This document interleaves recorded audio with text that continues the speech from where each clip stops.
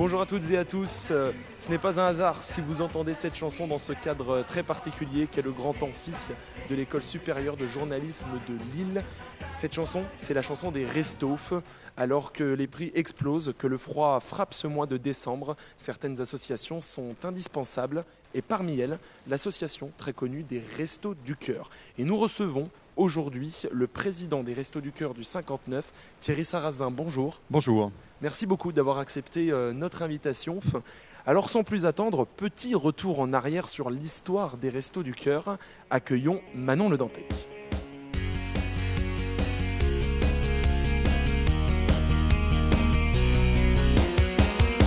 Manon, bonjour. Remontons le temps. Quelle est l'histoire des Restos ? Bonjour Nathéo. Eh bien, le 22 novembre 2022 a lancé la 38e campagne des Restaurants du Cœur, les Relais du Cœur, ou plus communément surnommés les Restos du Cœur. Le 26 septembre 1985, l'humoriste et comédien Coluche lance l'idée d'une association qui porterait une assistante bénévole aux personnes démunies dans le domaine alimentaire par des repas gratuits et une insertion professionnelle. Cette idée, c'est en direct à la radio d'Europe 1 qu'il la formule. Et j'ai une petite idée comme ça, si des fois il y a des marques qui m'entendent, je ferai un petit peu de publicité tous les jours. S'il y a des gens qui sont intéressés par sponsorer une cantine gratuite, qu'on pourrait commencer par faire à Paris par exemple, puis qu'on étalerait après dans les grandes villes de France, nous on est prêts à aider une entreprise comme ça, qui ferait un resto par exemple, qui aurait comme ambition au départ de faire 2000, 3000 couverts par jour, gratuitement. Cet appel aux dons qui devait être temporaire se transforme finalement en association, les Restos du Cœur. Mais alors, dans quel contexte l'humoriste lance-t-il cet appel ? Nous sommes dans les années 80. Nous sortons des 30 glorieuses. La période du plein emploi est terminée. C'est le retour de l'exclusion. Fini l'abondance. La pauvreté et le chômage sont de retour de façon massive et visible. En France, en Europe, mais surtout dans l'espace public. En 1983, Daniel Balavoine interpelle à la radio le gouvernement et les patrons de grande distribution pour qu'ils créent une banque alimentaire. L'idée n'est pas suivie. La crise persiste, de plus en plus de personnes se retrouvent démunies. Et si des grandes initiatives fleurissent pour lutter contre la famine en Éthiopie, comme la chanson SOS Éthiopie de Renaud, où justement Coluche fait une apparition, les Français, eux, veulent aussi être vus et entendus et faire écho de la situation de crise. Parce que le rôle des médias, justement, c'est d'informer, ceux-ci vont être largement sollicités. Face à tous les appels des auditeurs d'Europe 1, Coluche va proposer la petite idée comme ça, marque que les surplus soient jetés ou détruits plutôt que distribués. Quelques jours plus tard, Paul Landerman propose le nom de Restos du Cœur. Le 14 octobre, les statuts d'association sont déposés et le 21 décembre, le premier resto ouvre ses portes dans le 19e arrondissement de Paris. On en a 18, je peux vous dire une liste de villes, enfin importantes. Lille, dans la région du Nord, on va distribuer 4000 repas, c'est là où on a le plus gros effort. Bordeaux, évidemment, Toulouse, Amiens, Marseille, Le Havre, Lyon, enfin voilà, 18 villes en France sont ouvertes aujourd'hui. Alors beaucoup de Français et de Françaises connaissent aussi les Restos du Cœur pour les enfoirés. Qu'en est-il justement des enfoirés ? Alors en décembre 1986, le comédien part à la recherche de Jean-Jacques Goldman pour lui commander une chanson pour faire de l'argent. 3 jours plus tard, la chanson est prête, il ne reste plus qu'à la chanter. Au départ, ils sont 9. Nathalie Baye, Michel Platini, Michel Drucker, Yves Montand, Jean-Pierre Jeannot, Francine Chateaureau et Catherine Bonneveille. Le disque est un succès avec plus d'1 million d'exemplaires vendus. Si Coluche meurt en 1986, elle ne cesse pas. Et justement, le 20 juin 1988, la loi Coluche est votée à l'unanimité. 1 an plus tard, de nouveaux artistes lancent une deuxième campagne avec un deuxième disque. Les enfoirés continuent d'exister. En 2010, les CD et DVD ont permis aux Restos du Cœur de récolter plus de 27,2 millions d'euros. Et les Restos du Cœur qui, dès le début, mènent d'autres actions que simplement la distribution de repas. Et oui, les Restos du Cœur, ce n'est pas que de la musique et des repas distribués. Les Restos du Cœur, dans les années 90, ont lancé une structure spécifiquement adaptée aux enfants, les Restos Bébés du Cœur. Au même moment, les Restos du Cœur ont lancé les Jardins et Ateliers du Cœur pour aider à l'apprentissage des Français et à l'insertion professionnelle. Thierry Sarrazin, on a vu ensemble avec Manon l'histoire des Restos du Cœur. Quelle est la vôtre d'histoire ? À quel moment pour vous cette aventure a commencé ? On le rappelle, vous êtes responsable des Restos du Cœur du 59. Oui, alors je viens d'un monde un peu particulier qui est le monde de la physique nucléaire. Donc nous sommes bien, bien loin des restos, bien loin de la restauration, bien loin entre guillemets du cœur, puisque c'est un monde où la poésie n'a pas une grande part et le romantisme encore moins. Et c'est un ami qui était vice-président des Restos du Cœur qui m'a dit, écoute Thierry, tu es en retraite dans un an bientôt. On a besoin d'un président au Restos du Cœur. Est-ce que tu pourrais venir nous aider? Donc je lui ai dit que j'étais forcément débordé comme tous les retraités, que forcément je n'avais pas le temps, que forcément on avait des choses plus intelligentes à faire. Il m'a dit, viens visiter l'entrepôt, viens voir un peu, ça ne t'engage pas, c'est une visite gratuite. Donc je visite l'entrepôt, c'est un entrepôt comme tout entrepôt de toute grande centrale d'achat. Et à un moment donné, mais vous avez le droit de sourire ou de moquenois, je vois des rayonnages de lait sur à peu près 10 mètres de hauteur et sur 15 mètres de longueur, uniquement des palettes de lait. Et dans mon imaginaire un peu primaire, du lait c'est pour les enfants. Et là, je me suis dit, mais il y a autant de boîtes de lait, donc il y a autant de gamins qui ont fait. Et à ce moment-là, j'ai eu le sentiment, vous avez le droit de sourire, de voir les yeux d'un gosse à travers une boîte de lait. Et cette boîte me fixait. Le copain en question, Guy, me dit, mais tu viens? Je lui dis, non, Guy, ça va, c'est bon, je viens. Tu viens où? Au resto. Et il me dit, il y a 5 minutes, tu étais contre. Maintenant, qu'est-ce qui t'a fait changer d'avis? Je te rencontrerai plus tard. Il n'a jamais su l'histoire. Je pense qu'il va la découvrir aujourd'hui. Donc c'est une boîte de lait qui m'a fait venir. C'est une belle anecdote. Et donc ça fait combien de temps maintenant que vous êtes engagé? Alors c'est ma 4e année. Au Resto du Cœur, on ne prend pas une fonction à vie. C'est un engagement maximum de 5 ans. Donc j'entame ma 4e année. Et normalement ma dernière année, puisque je voudrais me faire remplacer à la prochaine Assemblée Générale qui aura lieu en septembre 2019, ce qui me permettra de suivre mon successeur pendant une année pour ensuite partir dans un autre monde ou peut-être rester au resto. Mais il faut qu'il y ait un passage de témoin. Et on le sait, quand il y a une course quand il y a un relais en course à pied, la personne qui passe le bâton court un petit peu avec son successeur et puis ensuite il le laisse partir. Donc cette course en parallèle, pour moi, ça sera l'année prochaine. Alors c'est donc bientôt la fin de l'histoire avec les Restos du Cœur. Qu'est-ce que ça vous a apporté pendant 4 ans? La fin de l'histoire en tant que responsable départemental des Restos du Cœur. Parce que les Restos du Cœur, je veux dire, quand on entre dedans, on ne peut plus lâcher. Il y a un endroit un peu particulier. Alors, gérer entre guillemets ou animer les Restos du Cœur ou l'antenne départementale des restos, c'est comme animer une association quelle qu'elle soit, l'association des étudiants de l'ESJ ou l'association des joueurs de pétanque de Lille ou de Ronchin. Il y a toujours des difficultés, toujours des petites tensions, etc. Et quand j'ai des difficultés, quand j'ai une tension, quand j'en ai marre, quand il fait trop froid, quand il fait trop chaud, je vais à ce qu'on appelle le resto chaud. Le resto chaud, c'est un restaurant ouvert tous les soirs pour les SDF. Il y a entre 100 et 150 personnes qui viennent manger et c'est leur repas de la journée, leur repas chaud de la journée. Et quand je suis effectivement un peu saturé, je vais là et je me dis non d'une pipe, je n'ai pas à me plaindre par rapport à eux. C'est un peu ma vitamine C, mon fer CB12. Ça me requinque pour la semaine, pour le mois. Et d'ailleurs, j'y passerai cette semaine, mais là par amitié pour dire bonjour, puisqu'on approche de la période de Noël, qui est une période encore plus difficile pour les gens qui sont en précarité ou en grande difficulté. Alors justement, on va en parler puisque vous vous occupez donc des actions locales. Et justement, l'échelle locale, c'est Baptiste Demany qui vient nous en parler.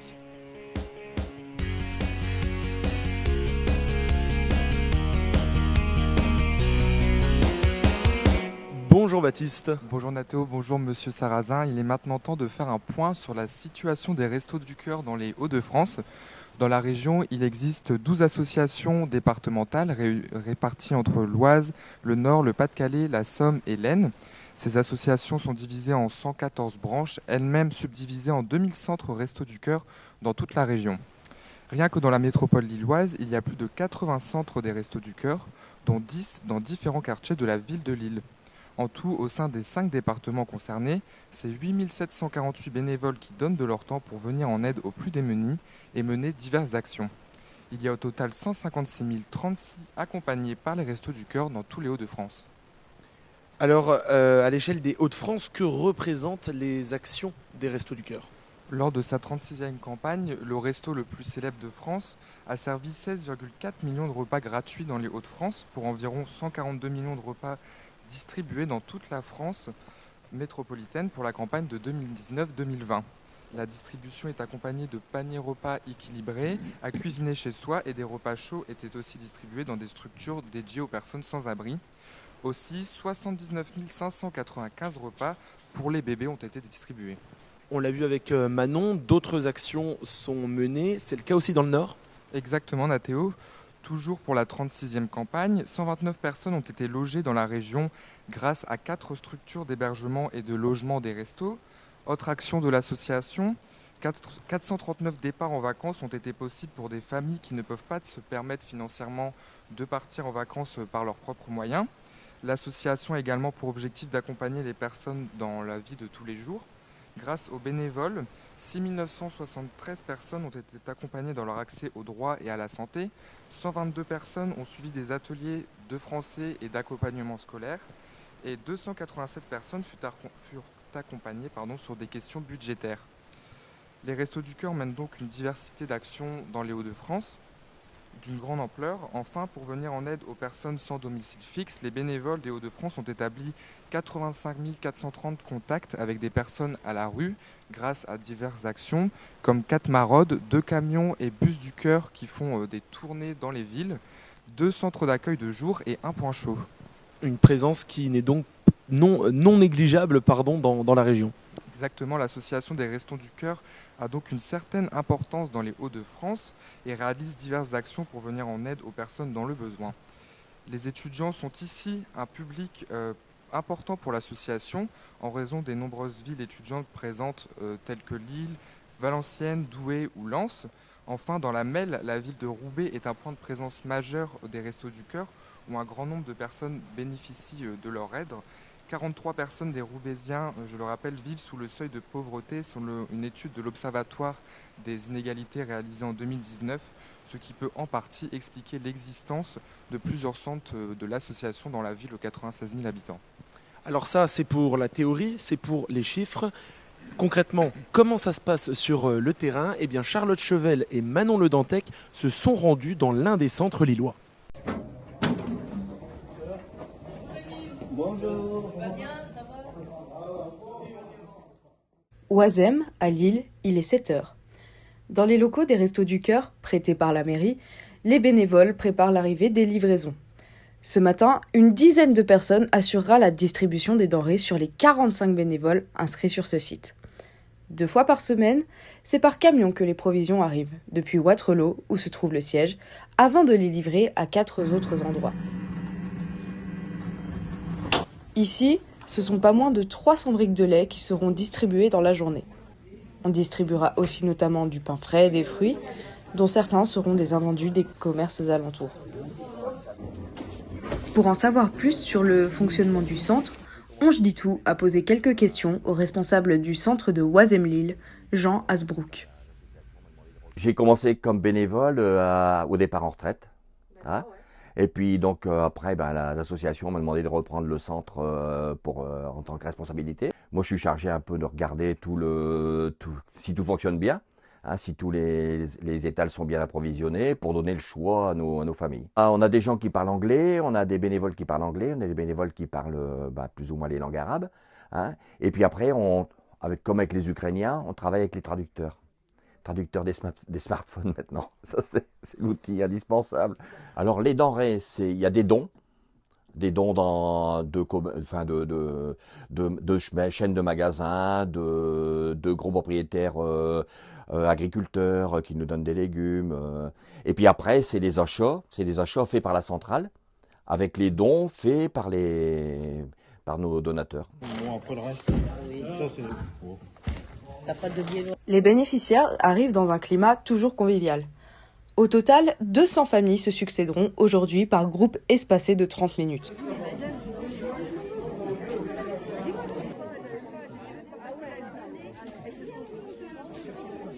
Pour 2 adultes, pour la semaine, c'est 12 repas.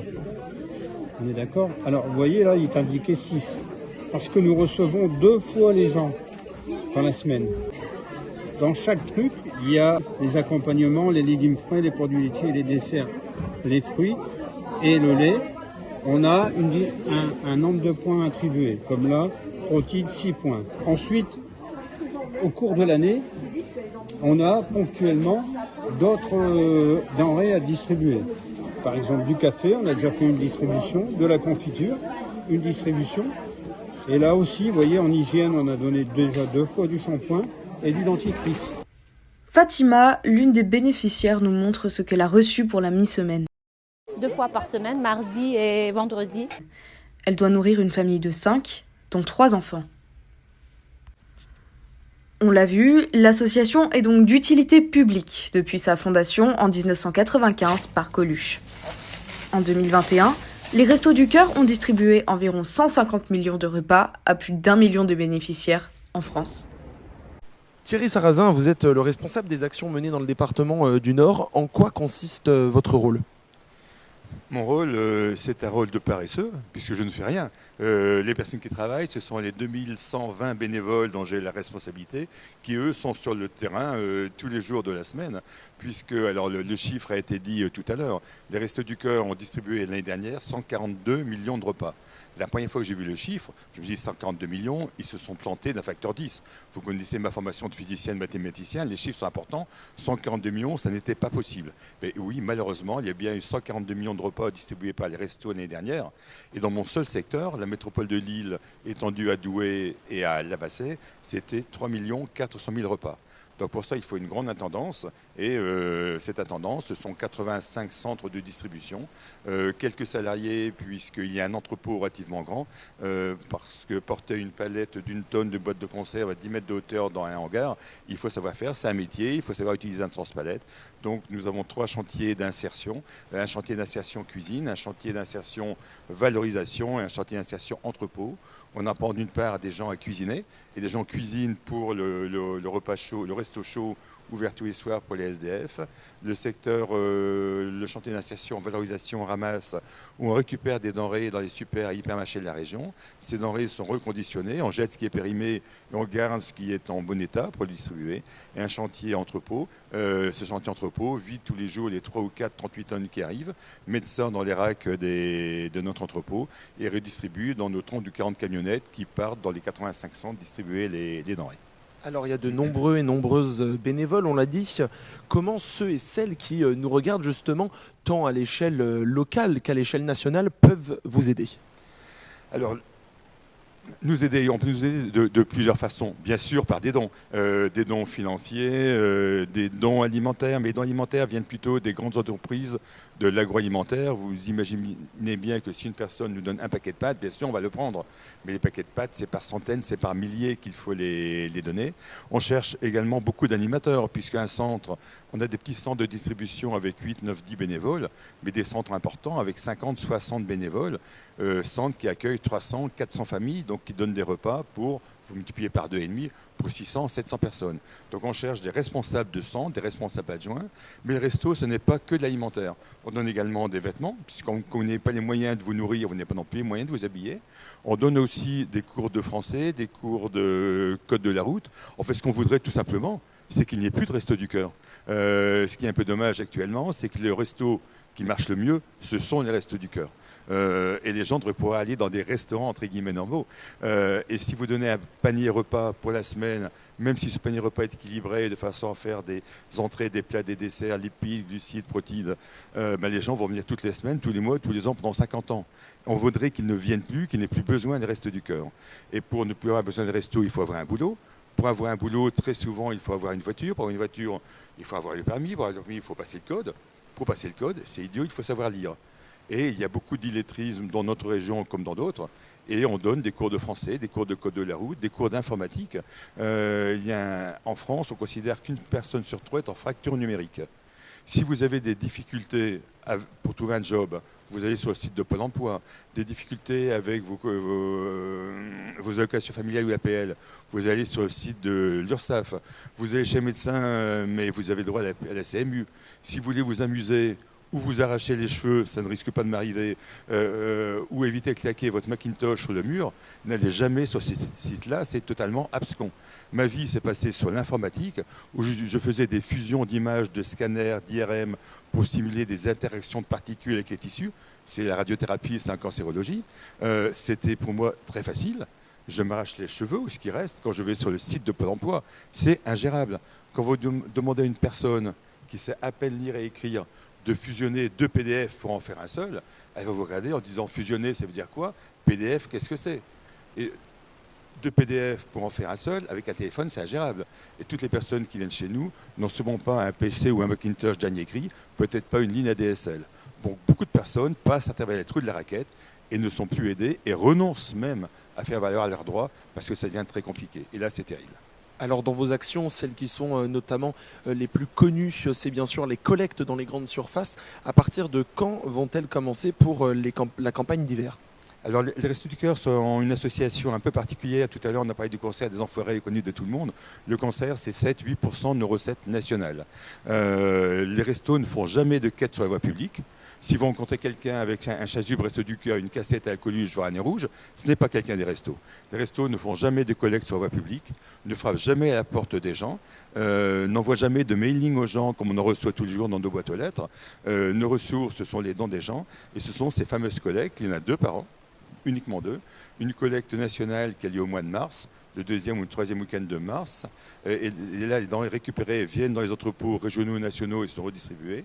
Et une collecte départementale qui a lieu en octobre, le 3e week-end d'octobre, où ce sont les centres eux-mêmes, les 86 centres, qui vont dans les super hypermarchés de la région et ils gardent des denrées pour eux, ça ne remonte pas au siège et c'est redistribué en interne. Donc 2 collectes par an.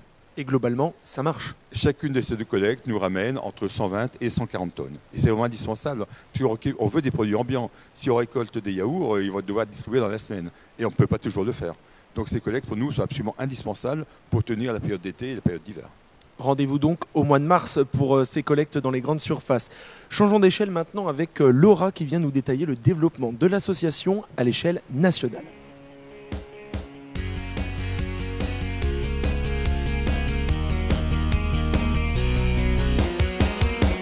Bonjour Laura, parle-nous de cette campagne nationale. Bonjour Nathéo et bonjour Monsieur Sarrazin.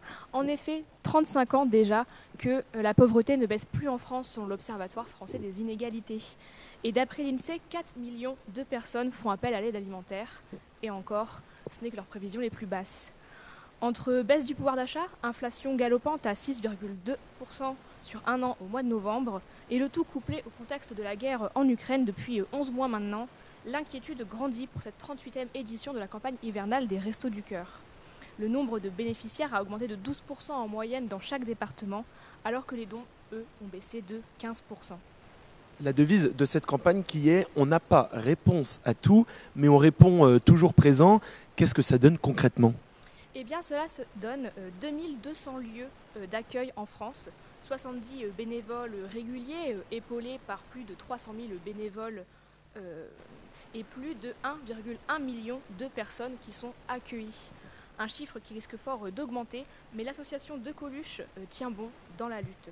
Pour faire face à cette augmentation du nombre de demandeurs, le ministre des Solidarités, Jean-Christophe Combes, a annoncé le 9 septembre dernier une aide spéciale de 55 millions d'euros pour toutes les associations, dont évidemment les Restos du Cœur. Une situation inédite, on l'a dit, qui oblige également les Restos du Cœur à changer leurs habitudes. Eh bien oui, en effet, Nathéo, les barèmes d'inscription des Restos du Cœur ont été retravaillés. Quand les gens s'inscrivent, ils disposent de points en fonction de leurs moyens, explique votre collègue Didier Bouillon, président des Restos du Cœur de Côte d'Or. Et par ailleurs, il précise que 17% des personnes accueillies de son département n'avaient mangé au maximum qu'un seul repas la veille. Patrice Douré, tout comme vous, Monsieur Sarrazin, ne cache pas son angoisse. Le président des Restos du Cœur à l'échelle nationale et formelle, en 37 ans d'existence, jamais l'association n'a connu une telle situation. 40% des personnes aidées sont mineures et sont souvent issues de familles monoparentales. Et l'association accueille aussi de très nombreux enfants en bas âge, près de 110 000 bébés de moins de 3 ans en 2021. Ce chiffre démontre l'importance de l'association. 3 bébés sur 4 nés dans une famille pauvre en France sont accueillis dans les Restos du Cœur. Pour autant, pouvons-nous accepter que la pauvreté se reproduise de génération en génération ? Thierry Sarrazin, pouvons-nous accepter que la pauvreté se reproduise de génération en génération ? C'est une question qui est absolument terrible. Et effectivement, on considère qu'en France, il y a 9 millions de pauvres. Alors 9 millions, ça ne veut rien dire. Qu'est-ce qu'un pauvre ? Un pauvre, c'est quelqu'un qui gagne moins de 60% du SMIC. Donc la somme est très faible. Et avec ça, vous devez vivre. Et quand vous enlevez les charges incompressibles, le loyer, les charges d'énergie, etc., le reste à vivre, donc si vous permet de vous habiller, de vous nourrir, c'est 2-3 euros par jour, ce qui fait 50-100 euros par mois. Tout à l'heure, votre collègue a parlé d'inflation. L'inflation est de 6,2 ou 6,5%. Oui, mais dans l'indice INSEE, on compte un certain nombre de choses dont n'ont pas besoin les gens qui viennent au resto. Et le panier alimentaire, lui, a augmenté de l'ordre de 12,5%. 12%. Avec des pâtes, je crois, ont pris 25%. Lui, il a pris quelque chose comme 40%. Donc l'inflation, le coût sur le terrain est terrible. Alors, une inflation aussi de 12% ne veut rien dire. Mais 12% multiplié par 12 mois, ça veut dire qu'aux personnes accueillies, c'est comme si on leur avait enlevé 1 mois ou 2 mois de salaire. Donc ils ne sont pas payés sur 13 mois, 14 mois par an comme dans certaines entreprises, mais sur 11 mois, sur 10 mois, sur 9 mois. Donc ils étaient déjà au ras des pâquerettes. Les personnes qui étaient borderline tombent dans la pauvreté, celles qui étaient dans la pauvreté tombent dans la précarité. C'est relativement, c'est particulièrement dramatique. Et un chiffre a été donné, effectivement, 50% des personnes que nous accueillons, 50% sont des jeunes de moins de 25 ans. Et finalement, c'est une nouvelle génération qui arrive et qui est en grande difficulté. Et la précarité étudiante est alarmante. Tout à l'heure, Laura parlait d'angoisse. Est-ce qu'aujourd'hui, vous vous sentez angoissé, Thierry Sarrazin ? À titre personnel, bien sûr, non. Mais mon avis personnel n'a aucun intérêt. Pour ces gens, là, je suis non seulement angoissé, mais apeuré. Je ne sais pas comment ils peuvent s'en sortir. Je ne sais pas quelle est leur espérance. Je ne sais pas ce qu'ils imaginent pour eux et aussi pour leurs enfants. Il faut éviter que ça perdure. Or, Coluche a créé les Restos du Cœur en 1985. Nous en sommes à la 38e campagne. 38 campagnes, c'est quasiment 2 générations. Donc on commence à voir dans le resto les petits-enfants des personnes arrivées au resto ouvert par Coluche en 1985. Et pour la petite histoire, le premier resto ouvert était à Lille. Il a été inauguré par Coluche avec Pierre Mauroy, maire de Lille, ancien Premier ministre à l'époque, et Noël Joseph, président de la région de Nord-Picardie.